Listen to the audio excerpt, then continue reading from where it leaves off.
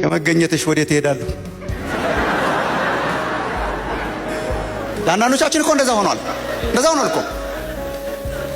ራቁ፣ ከዝሙት ራቁ፣ ከርኩሰት ራቁ፣ ከግብዝነት ራቁ፣ ከክፋት ራቁ፣ ከተንኮል ራቁ ሲባል ድሮ ሆነ እኮ የኛ ዘመን።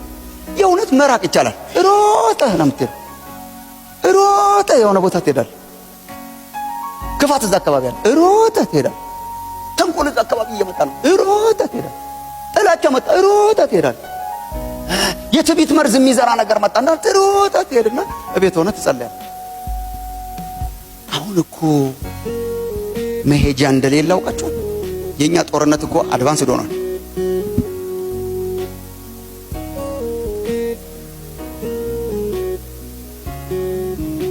ከመገኘትሽ ወዴት እሄዳለሁ?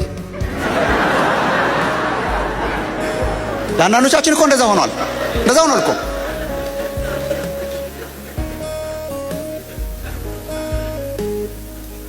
ድሮ እየሮጥን ስንሸሻቸው የነበሩ ነገሮች በሙሉ መልክ አሳምረው ዘናጭ ሆነው እንግሊዝኛ እየተናገሩ አድቫንስመንት መስለው ቱቦ ናቸው ግን ቲዩብ ነኝ ብለው ቆሻሻ ነገር ሁሉ አጠራቅመው ቆሻሻውን ሳያሳዩ በመርዝ ነገር አድርገው ክፋትን፣ ተንኮልን፣ መርዝን፣ ጥላቻን፣ ትዕቢትን፣ ጭቅጭቅን ሁሉ አድርገው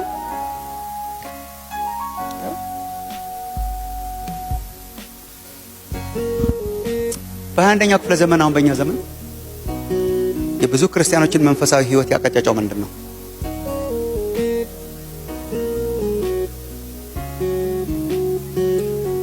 ሁሉን ሲያሰላስል ሁሉን ሲጠቀጥቅ የዋለ አእምሮ ክርስቶስን እየመሰለ ሊያድግ አይችልም። እና ምንድን ነው አሁን የኛ ጥሪ? ራቁ፣ አስወግዱ። አይኑ ማለት ጀመራችኋል። ካሁን አስወግዱ። ቲክቶክ፣ ዩቱብ፣ ፌስቡክ፣ ሶሻል ሚዲያ አስወግዱ። ምንድን እንዴት ነው ያለ እነርሱ የምንኖር? ያለ እነርሱ ኑሩ፣ ፋራ ሁኑ፣ ምንም አትነካኩ፣ ምንም አትግቡ። እንዴት ልላችሁ እችላለሁ? እኔ ራሴ እና እናንተ ራሱ ስታስቡት እንዴት አይቻላልስ? ወይ መሆንም የለበትም። ሲሆን እግዚአብሔር በረዳን መጠን እንድንዋጀው ነው የተጠራ ነው። ዘመንን ዋጁ ነው እንጂ ጥላችሁ ትሩጡ አልተባልንም። ቱቡ፣ እኔ ቱብ እያልኩ ነው ሳወራ፣ ቱቦ እያልኩ ሳወራቸው ነው ደስ የሚለኝ። ዩቱብ የሚለው ለምሳሌ ዩቱቦ ነገር ስለው ደስ ይለኛል። ቃሉም እንደዛ ስለሆነ ቱቦ ማለት ማት ነገር አጠራቅሞ የሚመጣ ማለት ዋስትና አይሰጥም። አሁን የቱቦ ነገር አይወሰድም። ቤት ውስጥ ማጥለል መቻል አለብኝ። ቱቦ ማለት አጥልለኝ ማለት ነው። ቱብ እኮ ራሳቸው እኮ ነገር ሆናል። በነገራችን ላይ እኔ እንትን ቱብ ነኝ ሲል ማት ነገር አለኝ አጣርተህ ተጠቀም ነው። እኔ አሁን ከነኚህ ነገሮች እግዚአብሔር ቢረዳን እኮ ጨለማው ላይ ብርሃን በጨመረን ቁጥር ለዚህ እኮ ነው አሁን ምናምን ወንጌል እንደዚህ ወንጌል ትምህርት አሁን እኛ ኢኩዊፕ ሚዲያ ምናምን እያልን ስብከት መዝሙር ምናምን ለመጨመር የምንሞክረው ቱቦ ማለት ነገር ይዟል። ቢያንስ ይህን እየያዘ ደግሞ እያጠለለ ለሚበላው ጠሎ እንዲደርሰው እኮ እኛ እንደውም መሳተፍ ነው ያለብን፣ መግባት። ኦፍ ኮርስ አይ ኖ ዚስ። አሁን ኢሜል ሳንጻጻፍ፣ ቴክስት ሳንደራረግ፣ ቲክቶክ ሳናይ፣ ዜና ሳንሰማ ምናምን እንኑር እያልክ የከተማ ገዳማውያን እንሁን እያልክ ነው ወይ? አይደለም። እሱ አይደለም ጥሪ። ምንድነው ጥሪ?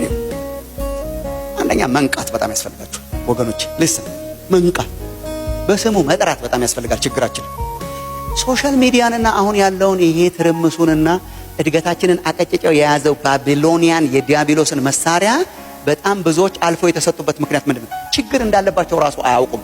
አንዳንዶቻችን ሱሰኞች ሆነናል። አዲክትድ። እስቲ ሞክሩት ለአንድ ቀን እንዴ! እስቲ ሞክሩ ለአንድ ቀን። እስቲ ጹሙ አንድ ቀን፣ 2 ቀን ጹሙ እስቲ። ከዚህ ስልክ የለም፣ ቱብ የለም፣ ፌስቡክ የለም፣ ቲክቶክ የለም፣ ዜና የለም፣ ቲቪ የለም፣ ምንም የለም።